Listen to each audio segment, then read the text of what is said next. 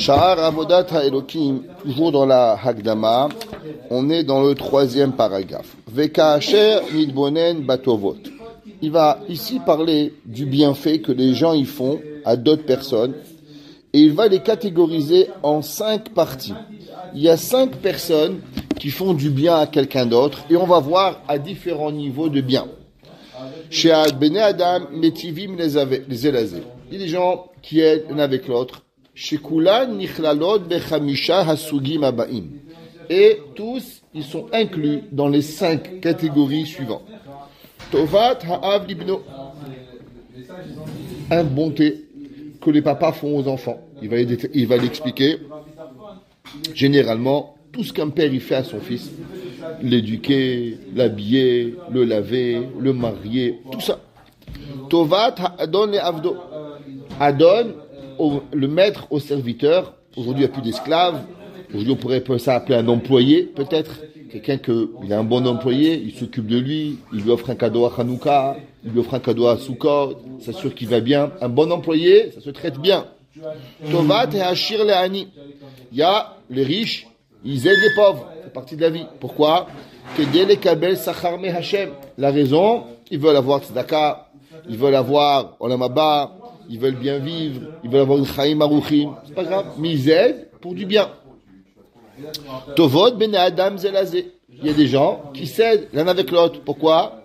Kedel liknot le'atzmam shem vechavod. Ils aiment bien qu'on dise Israël il est gentil, Shimon il est serviable. Ils aiment ça. Ils aiment avoir un nom de serviabilité. Olenot murata migmul baolamazé. Ou bien ils se disent je vais aider les gens. Et comme ça le monde va être gentil avec moi. Et quand j'aurai besoin, alors moi je trouverai quelqu'un. 5e, Tovat et Chazak la Chalash. Il y a des gens, ils sont forts, ils aident les faibles. Il y a des gens qui s'appellent des héros. On appelle des super-héros. Ils sont toujours là à vouloir défendre la veuve et l'orphelin. Pourquoi? C'est comme ça qu'ils sont. Et ils sont toujours à vouloir aider les gens en difficulté, les orphelins, les veuves, les gens qui sont toujours bienfaisants en pensant aux autres. Maintenant, on va réfléchir à propos de ces 5 catégories de personnes aimantes et donnantes. Si eux, ils pensent à aider l'autre, ça veut dire, est-ce qu'une personne, quand elle aide quelqu'un, est-ce qu'elle aide avec intérêt ou elle aide sans intérêt? Ça veut dire, est-ce qu'un père, quand il aide son fils, est-ce qu'en vérité il a un intérêt quelque part? Ou bien il n'a pas d'intérêt? Bien sûr, si tu vas demander à un père, tous les pères du monde, ils vont dire non.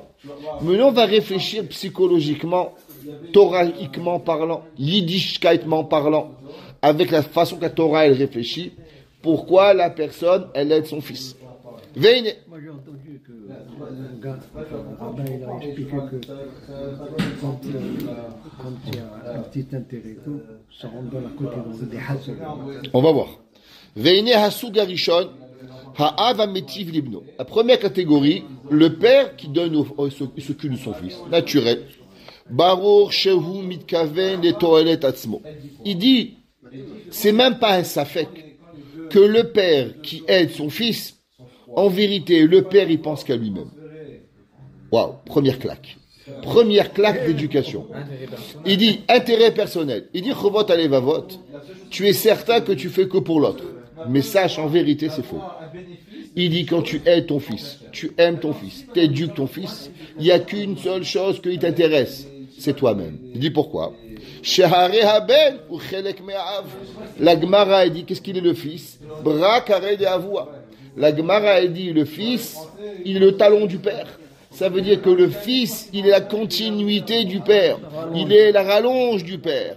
Ça veut dire que quand tu as un fils qui est poli, alors c'est toi qui es poli. Quand toi tu as un fils qui est beau, toi qui es beau. Quand tu as un fils qui est gentil, toi qui es gentil. Est-ce qu'un père, il a? La Gemara, elle dit, Kol mezonotav, Hazak.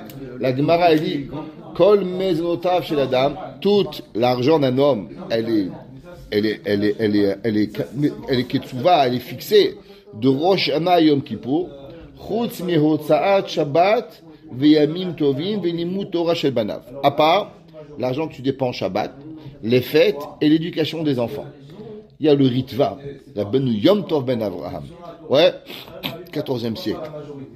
Il dit, est-ce que c'est seulement ces mitzvot que Akadosh Baruch Hu ne comptabilise pas, ou bien toutes les mitzvot, l'argent que tu reçois, c'est pas comptabilisé.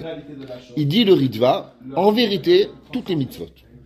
Chaque mitzvah que tu fais, tu as une paire de téphilines, $3,000, ne crois pas que c'était dans ton calcul. Hachem, il a dit au début de l'année, tu vas gagner $10,000. Tu achètes une PFM à 3,000, Hachem, il te rembourse 3,000. Ça ne fait pas partie de ton calcul. Elle dit, ah oui. Alors pourquoi la Gemara, elle a dit seulement ces trois choses? Hotzat, Shabbat, Yom Tov et Limut Torah. Il dit parce que Shabbat et Yom Tov, t'aurais jamais pensé que c'est pas dans les calculs. Pourquoi? Parce que qui c'est qui mange le plus? C'est toi, Shabbat. Toi qui kiffes le plus. Le whisky, le vin, la viande. Donc du fait que toi tu as un intérêt au Shabbat, j'aurais pensé que cet argent-là, il est dans les calculs. Il n'est pas décalculé. Il n'est pas décomptabilisé. Il dit non. Que même que toi tu as un intérêt personnel à Shabbat, Hachem il t'enlève. Et Limut Torah, il n'y a pas un plus grand plaisir à un père d'avoir un enfant Talmid Chacham. Un fils, un père, il éduque son fils. Le fils, il est à la yeshiva. Qui c'est le premier qui a le plus grand plaisir d'avoir un fils Talmid Chacham? C'est le père. Donc du fait, il dit le Ritva, que l'homme, il n'y a pas un plus grand plaisir à un père d'avoir un enfant Talmid Chacham. J'aurais pu penser que Béhémet, Akadosh Baruch Hu, il ne va pas décomptabiliser cet argent. Il fait partie parce que c'est toi qui as le plus grand profit. Kamash Malan que non. Que même cela, Akadosh Baruch Hu, il te le décomptabilise. Pourquoi? Parce qu'en vérité, il faut savoir, il dit le Chovot à Devavot, il n'y a pas un plus grand plaisir à un père que d'aider ses enfants, que de voir ses enfants heureux. Venosaf lekach. Il y a dans la nature du père un amour pour ses enfants. C'est comme ça. Et la preuve, le fils, le père, il pense au fils. S'il a mangé, s'il a bu, s'il s'est habillé. Un père, il y a un père, il voit, il y a un bout de viande sur la table. Il y a un pain. Qu'est-ce qu'il fait le père? Il mange pas. Il attend que les enfants ils viennent. T'as mangé, Binyamin?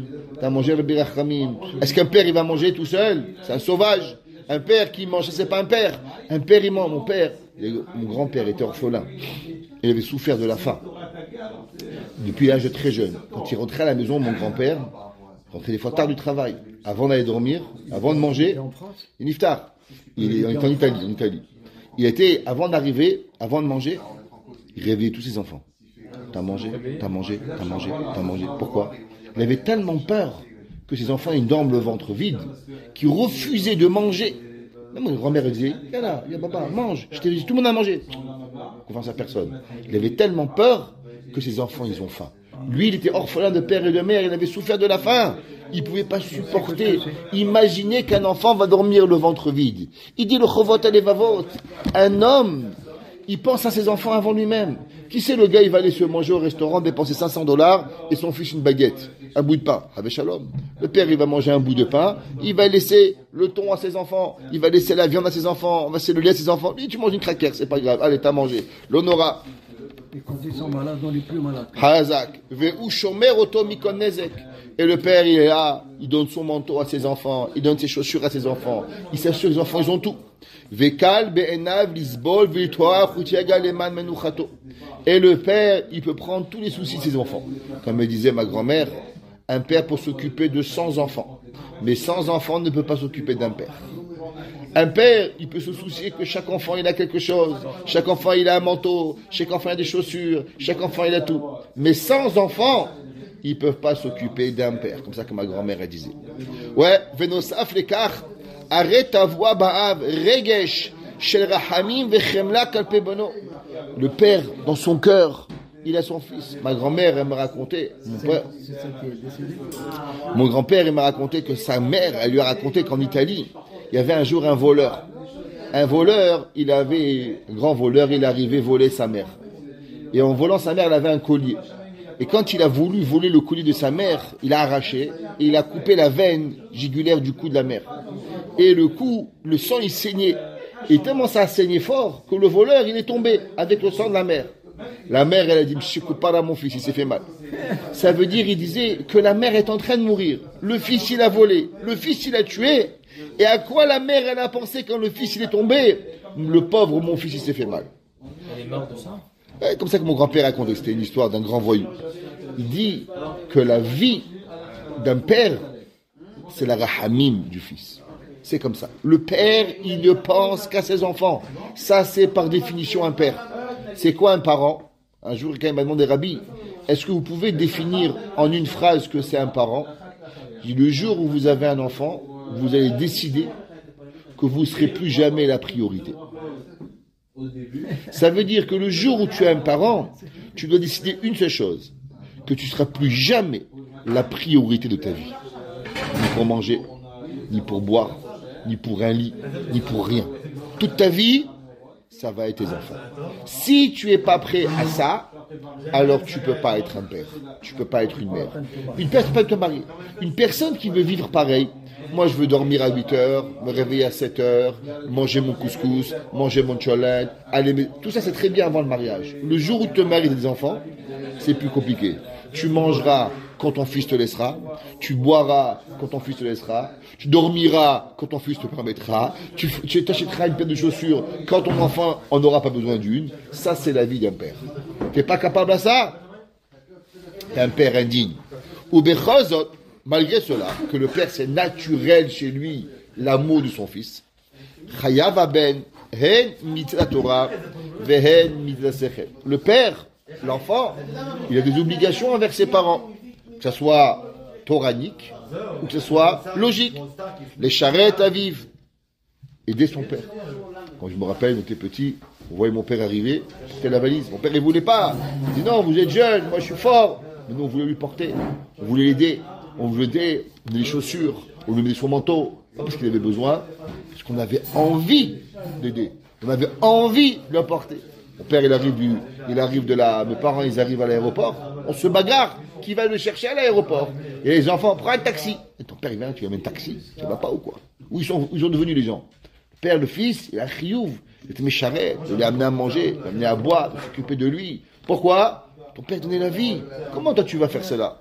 Ou les chabedoto, l'honorer, velira mimenu, et d'avoir une crainte. Moi, j'ai connu un monsieur qui était marié. Il fumait. Il m'a raconté cette histoire. Son père, il n'aimait pas qu'il fume. Son père, il voulait pas. C'est un monsieur, il avait un père de 80 ans. Et lui, il avait une cinquantaine d'années. Il m'a dit, il fumait. Maroc, en Tunisie, je ne sais pas. Et d'un coup, son père est arrivé. Il a pris la cigarette, il l'a avalée. Tellement, il ne voulait pas faire de la peine à son père. La cigarette, allumée, il a avalé. Il brûlait toute la bouche. Pas faire de la peine à son père. Il peut dire qu'il faut faire ça. Mais il y avait des gens qui avaient une notion de kibud avahem, hors père, qu'on ne peut même pas imaginer. Rien à voir. Honorer le père et la mère. Avant, moi j'avais un oncle. J'ai un oncle qui lui manque un pied. Il a été un accident, il lui manque un pied. Quand ma grand-mère était vivante, tous les jours, il marchait au moins 1 kilomètre. Il montait des escaliers épuisants pour aller voir sa mère tous les jours. Les autres, ils auraient pu dire, je suis fatigué, c'est pas, j'ai un pied en moins. Il n'est pas religieux, ça ne change rien. La vie qui Bouddha va honorer son père et sa mère. Il y a des gens qui réfléchissent à savoir comment faire. Kemo shama katouf, kabed et avicha vetimecha, ishimo ve'yivtirau, shema benimusa ravicha ve'al titosh torah timecha, ve'nemar ben yechabed av ve'eved adonav. C'est marqué dans Malachi. Ouais, ben yechabed av. Le fils, il va honorer le père. Ve'eved adonav, et le serviteur son patron. L'amorot sheteva ha'av me'aletz oto lehetiv libno. Malgré que la nature, c'est le père qui veut honorer son fils, mais le fils, il doit quand même tout faire pour honorer son père. Ve'enu metiv. Excusez-moi. Ve'enu metiv libno michelo. Maintenant, le Chovot et les Vavot, il dit ici une phrase incroyable. Ça, il faut le dire à tous les humains du 21e siècle. Les humains du 21e siècle, ce qu'ils appellent aujourd'hui les milléniums, ils ont tous l'impression que quand ils vont faire du bien, même à leurs enfants, il va leur manquer quelque chose. Ils veulent kiffer la vie. Que je ne peux pas tout donner à mes enfants. Il dit Chovot Alevavot, première règle. Sache, tout ce que tu donnes à tes enfants, ne crois pas pendant une seconde que c'est toi qui payes. Tu payes rien. Tu sais de où tu payes? Ve'en ou metiv libno michelo. Tu n'es pas en train d'aider ton fils de ton argent. Et là, Michel Ha'el d'Akadosh Baruch. C'est marqué Hanor Nana Arapidarko. Chaque enfant, il a différents besoins. Il y a des enfants qui ont un chapeau, des enfants qui ont une paire de baskets, des enfants qui ont besoin d'un costume, des enfants qui ont une paire de ski. Chaque enfant il a des besoins bizarres. Croyez-moi, chaque enfant a différents besoins. Un père, une mère qui donne à ses enfants ce qu'il a besoin pour éduquer ses enfants. Pas pour le gâter, pour pas s'en occuper de lui. Pas lui acheter une Game Boy pour que tu puisses voir ton film. Pas lui acheter. Mais ce que tu as besoin, ton fils, il a besoin d'un professeur privé. Ton fils, il a besoin d'un rabbi privé. Ton fils, il a besoin même un professeur de tennis. Si l'enfant, il a beaucoup d'énergie et il faut le calmer. Un enfant, il a besoin de sortir sa capacité. Un professeur d'art, je sais pas. Quelque chose qui est pour le teva de l'enfant. Quelque chose qui va lui faire du bien. Il dit Chovot Alevavot. N'aie pas peur de donner à manger à ton fils. N'aie pas peur de nourrir ton fils. N'aie pas peur d'habiller ton fils. Parce que, en aucun cas, tu payes de toi. De qui tu payes? Il dit Chovot Alevavot. Tu payes d'Akadosh Baruch. C'est Boré Olam qui paye. Donc vas-y, n'aie pas peur de donner à ton fils. C'est pas toi qui paye. Veurak, Shaliach, Lehaavir et Tovad Ha'el Ebno. Et il dit qu'est-ce que tu es toi? En vérité, tu es seulement un guichet automatique. Akadosh Baruchou, il ne peut pas envoyer à un enfant une banque. Akadosh Baruchou, il est seulement là pour pouvoir transmettre à l'enfant quelque chose. Et automatiquement, Hakadosh Baruchou, pour pouvoir avoir une personne qui va gérer son argent, alors il a créé un père. Ça veut dire que le père, bien sûr, il veut donner, mais en aucun cas croit que c'est toi qui donnes. C'est-à-dire tu aimes ton fils, tu maries ton fils. Comment tu maries ton fils? Tu t'endettes, tu as 10 enfants. Mais dis, j'ai 10 enfants, chaque enfant $50,000, enfin $2 millions. Moi je gagne $20,000 par mois. Comment je vais faire par an? T'inquiète pas, c'est pas toi qui paye. Boré Olam il paye. Comment je vais payer mes enfants à l'école? T'inquiète pas, c'est pas toi qui paye. Mais c'est qui va payer? Boré Olam. Il y a un dicton en yiddish qui dit chaque enfant est né avec un portefeuille. Vegam ha'adon ametiv le'avdo. Et même chaque patron, il donne du bien à ses serviteurs, à ses employés.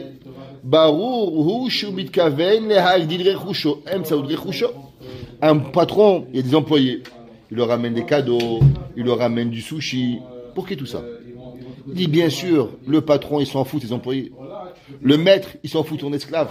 Mais seulement, il est conscient que si les employés ne sont pas heureux, ils vont mal travailler. Si les serviteurs vont mal travailler, alors il n'aura pas d'argent. Alors pour pouvoir arriver à faire gagner son salaire, pour pouvoir arriver à faire grandir sa société, alors il doit être gentil avec ses employés. Leur acheter un téléphone, leur acheter une voiture, leur payer à manger de temps en temps, leur faire une fête de Hanouka, une fête de Pessah. Klomar, parce que le patron ne peut pas tout faire.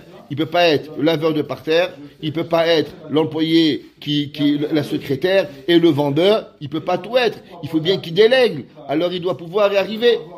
Pour Achash Oto, Vedo Eglo. Alors il emploie, je soucie de lui. Ou Metiv lo Kedel Hagdil Yado et Achnesota Vedrechusho. Mais en vérité, qu'est-ce qu'il fait? Il s'occupe de lui. Mais c'est pas de lui qui s'occupe, c'est de soi-même. Parce qu'en vérité, il veut que son argent, il prolifère. Toute chose qu'un patron il fait, c'est seulement et uniquement pourquoi? Pour pouvoir penser qu'à soi-même. Ou bechol chiev haboreit barach et ha'eved la'avod ou lehodot la'adonav. Ça change pas. Il dit Chovot Alevavot que le patron, il fait tout pour lui-même, mais le serviteur, il a l'obligation l'employé de remercier son employeur. C'est pas parce que toi, tu as fait gagner à ton employé 100 millions de dollars, mais tu as quand même reçu 1 million. C'est parce que tu as fait gagner 100 000 dollars, tu n'as pas gagné 10 000. Tachlis, tu as mangé grâce à lui. Tachlit, tu as bu grâce à lui. Tachlit, tu as pu vivre grâce à lui. Ça veut dire que beaucoup de personnes ils regardent seulement ce qu'eux ils font et ils ne regardent pas ce que le patron ils ont fait. Ça veut dire que quoi? Tu as un patron, toi tu es employé, tu gagnes 50 000 dollars par an. Baruch Hashem, tu manges, tu bois, tu vis. Ton patron il a fait 5 millions de dollars. Ah, moi il me doit. C'est vrai. Mais Tachles, tu as mangé. Tachles, tu as bu. Tachles, tu as un toit grâce à ton patron. Alors c'est vrai que toi tu as fait au patron. Et le patron, tout ce qu'il te donne, c'est pour lui-même. Mais ça n'empêche pas, dit le Chovot à l'Evavot, notre obligation de quoi? De remercier notre patron. Maintenant, on avance un peu plus. Le riche qui fait du bien aux pauvres. Afin de recevoir une récompense à Kadosh Baruch Hu. Ouais, ça veut dire des gens, ils ont envie. On raconte qu'il y avait un jour, Baba Saleh, il y avait un camion qui vendait des oranges. Après, au Maroc, à l'époque, il y avait un camion, et derrière, il y avait les oranges qui étaient ouverts, en vrac. Alors, il a demandé à son chauffeur, s'il te plaît, demande au chauffeur de me donner une orange. Alors, le chauffeur, il avance, il arrête, il dit, le Rav, il veut une orange. Il dit, moi, je ne vends pas d'orange. Il donne lui une orange. Il lui a dit, non, il veut, moi, je ne donne rien du tout. Je travaille Dieu pour mon argent, je ne veux pas donner. Il dit, le Rav, je demande une orange. C'est quoi une orange? Et il dit, rien. Top. Baba Saleh a commencé à lire un Teilim. Ils ont commencé à rouler. Ils ont fait un virage. Le gars, dans un virage, et le chauffeur, il est mort. Il dit, Baba Saleh, j'avais le malach Hamavet sur sa tête. Je voulais juste, il avait juste un peu une orange, il m'avait donné. Pas pour moi, mais les mitzvot de Chesed, elle lui aurait sauvé la vie. Depuis qu'on est parti, je voyais le malach Hamavet sur sa tête, et je voulais lui sauver la vie. S'il avait juste donné une orange, j'aurais pu le sauver. Mais je ne suis pas arrivé. Donc bien sûr, des gens, ils ont envie d'aider. C'est la Katatsimi Mavet. Ils veulent aider. Je racontais un jour un monsieur qui m'a raconté qu'il était jeune, il vivait au Québec avec son oncle, qui est un orphelin. Et il avait un oncle qui n'était pas du tout religieux. Il avait un dépanneur. Un dépanneur, en France, ils ne connaissent pas ce que c'est un dépanneur. C'est ce qu'on appelle un petit bazar, où il y a tout qu'on vend, un petit bar tabac. Et dans une petite ville. Et c'était comme aujourd'hui une tempête de neige. Et blizzard, il y a 30 ans. Et à la fin de la journée, donc, il lui dit, allez, viens mon fils, on rentre à la maison. L'hiver est trop froid, trop de neige, on va rentrer à la maison. C'était pas Shomer Shabbat, ils étaient rien. Et ce monsieur-là, il dit, ok, en partant, il voit une boîte de tzedaka, le petit jeune. Alors il met la main à la poche et il met un 25 sous, 5 centimes, il met dans la boîte. Ils sortent, commencent à rouler, et ils roulent, la neige elle est forte, ils ratent un virage, ils font un accident. Ils font un accident, les deux ils meurent.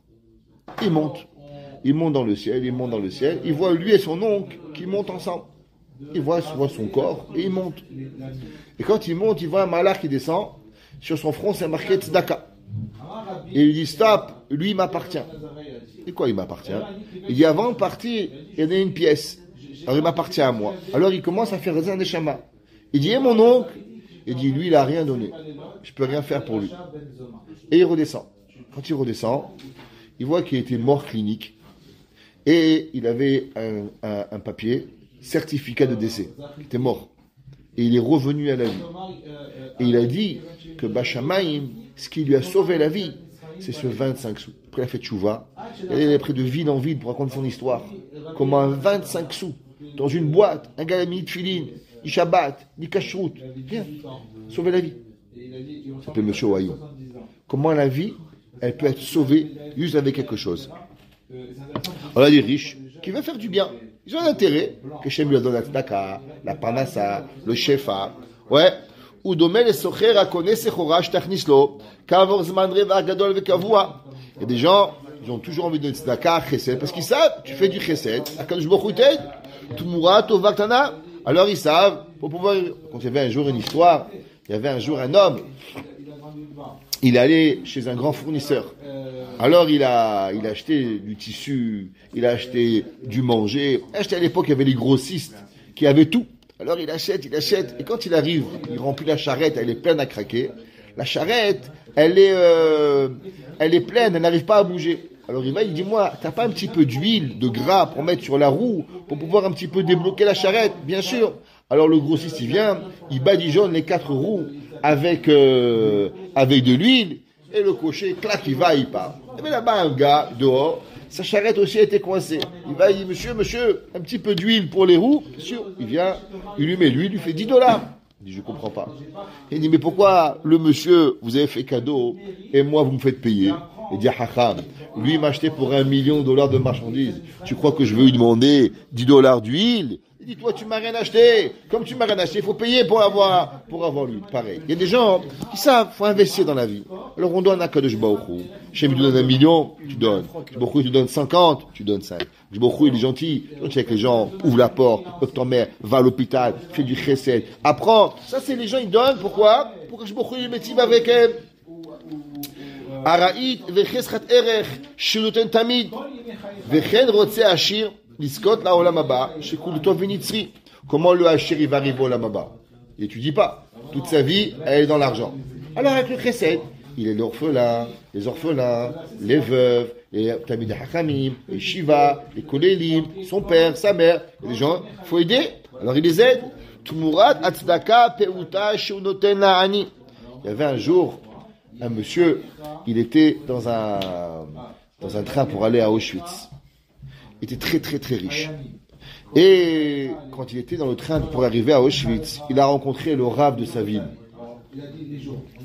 Et il lui a dit alors, il a dit, tu sais, les Allemands ils sont venus et ils m'ont tout pris. Ils m'ont tout pris, ils m'ont ruiné. Ils sont rentrés, ils ont pris mon argent, ma maison, mes tableaux, tout. Il dit, mais tu sais, Rabbi, je suis très fâché avec toi. Il a dit, pourquoi? Il dit, parce que quand tu venais chez moi pour Tzedaka, je te donnais 5 euros, 5 roubles, 10 roubles, et tu partais, tu étais content. Tu aurais dû venir chez moi avec des marteaux, avec des matraques, et me taper sur le dos, et me demander de donner 100 000. Il dit, parce que chaque sou que je t'aurais donné, je l'aurais amené avec moi à la Maba. Il dit, maintenant à Auschwitz, qu'est-ce que je vais amener? 5 roubles, 10 roubles, 20 roubles. C'est ça, pour que les Allemands, pour que Hitler et marche chez moi, ils profitent. T'aurais dû venir avec un bâton et me prendre mon argent. Au moins, j'aurais eu quelque chose avec moi à amener au Lamaba. L'âme, il doit savoir qu'on peut être zoché au Lamaba. Qu'est-ce qu'on est avec? Une petite vie. La vie entière avec un petit sou, une petite tzedaka. Velum mitkaven basé.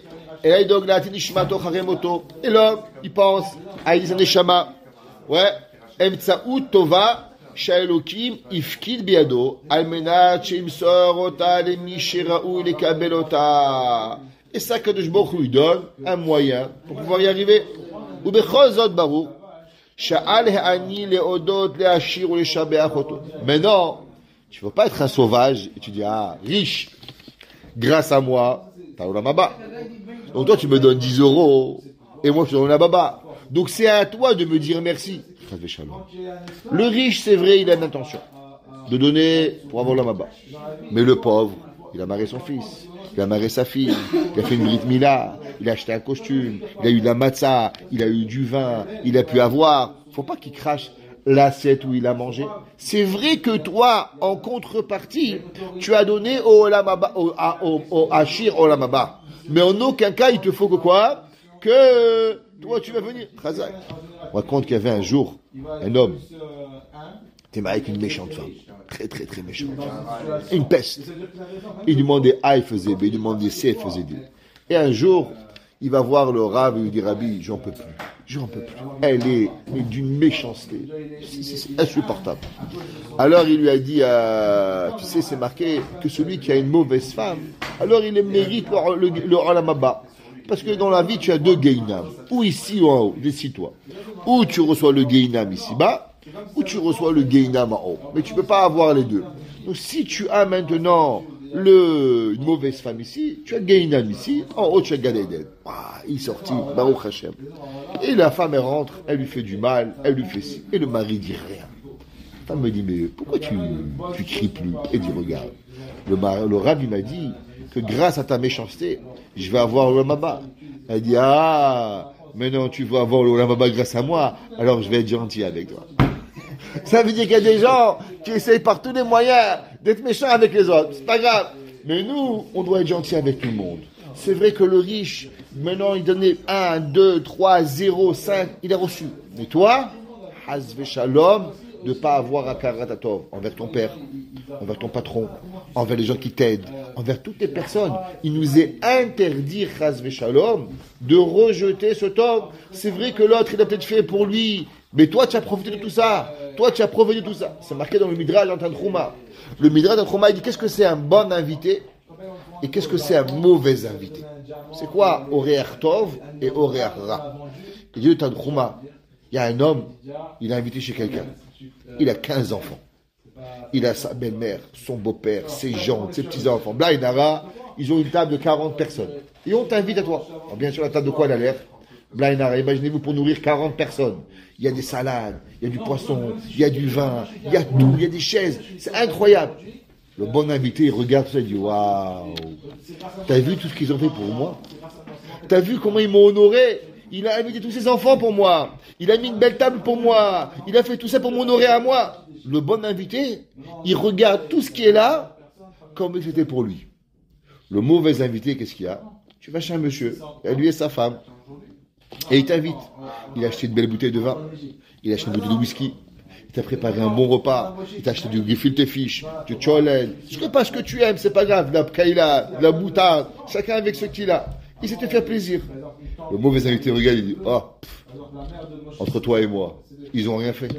Parce que quand il y en a pour deux, il y en a pour trois. En vérité, ce qu'il a fait, c'est pour lui. C'est lui qui aimait le whisky, c'est lui qui aimait le vin, c'est lui qui aimait le cholent, c'est lui qui aimait la pkaïla. Ça veut dire que tout ce que tu as pu faire pour lui, il te le retransmet pour toi. Il dit le Midrash en Tanchuma, le bon invité c'est quoi? C'est celui qui arrive, Béhémet, à avoir tout pour lui. Parce que lui, il imagine que tout ce qui t'a fait, c'est pour moi. Le mauvais invité, il regarde tout ce que tu as pu faire pour lui, comme dit que c'était pour l'autre et pas pour toi.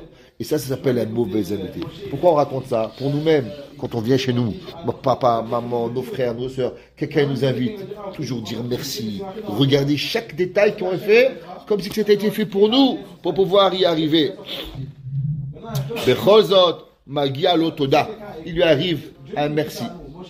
Kemo, she'amar Iyov, birkat, oved, alay tavo. Il dit Iyov, ouais, que quand il va venir, quand il venait sur Iyov, les difficultés, ouais, alors Iyov, il était en train de se rappeler les bons jours, il se rappelait toute la richesse, tout le kavod qu'il a eu, toute la bonté qu'il a eu, ouais. Et entre choses, il a dit Birkat Oved, que la bracha de l'homme, ouais, qui est Oved benav shitzalti, oto metzarto alay tavo, aita ragi ala voela. Qu'est-ce qu'il avait? Il y avait encore, il aimait les gens qui lui disaient merci, les gens qui le remerciaient, les gens qui étaient avec lui. Ve'odamar im ere Oved mibli levush en kesut lavion im lo bechuni chaatzav u migez kevasa itchamam. Qu'est-ce que ça veut dire? Regardez en bas, d'après Rachid. Il dit Haïm lo bachuoti amotnaim sheloto ali shechisiti otam. David Iyov, il a dit, mais quand j'ai acheté un pantalon au pauvre, qui c'est qui m'a béni? Eh bien, les cuisses du pauvre. D'habitude, ils avaient froid. Mais maintenant, grâce à moi, les cuisses du pauvre, ils avaient chaud. Alors, les cuisses du pauvre, ils m'ont remercié. Il dit que le corps, il s'est chauffé avec quoi? Avec la laine qui est arrivée. Donc l'homme, il doit remercier. Il a dit, Yo, mais comment j'ai pu avoir ce mal? Tout le bien que j'ai pu faire, sûrement que ces pauvres, ils m'ont remercié. Alors pourquoi aujourd'hui, Akadosh Baruch Hu, il y a des difficultés avec moi? Ça veut dire que quoi? Que même Béhémet, que le tov où l'on fait, alors Béhémet, on reçoit plus. Mais il en reste, c'est que la personne ne doit jamais être ingrat. Chaque chose que tu as, chaque chose que tu reçois, chaque chose que tu obtiens, il est dans notre obligation. Papa, maman, frère, sœur, amis, patron, remercions tout le monde. Et même s'ils ont un intérêt plus que eux pour nous, ça ne nous enlève pas à nous que nous aussi on a intérêt de les remercier. Baruch Hanaï Leolam. Amen ve Amen.